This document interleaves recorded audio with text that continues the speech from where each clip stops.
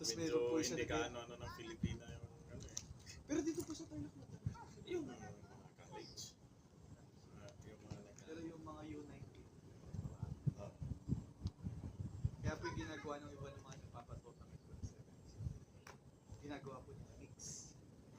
Mix po nila yung boys sa... kaso ano kasi pag hinang natin yung God ba, Oh. madali tayo sa God no? Tayo nga dito sir, kasi offer din sa amin ng court yun dito eh. Yung sa mga kita, gusto ka namin yung Saan yun? yung ginamit ko mga Ayan, dyan sa taas. Hindi kasi pwede. Kasi dito, meron kaming tinatawag na recreational area. Meron kaming operational area. Supposed to be nga, ito, ano eh, pero medyo ano naman sa operation. May isa kayong i-develop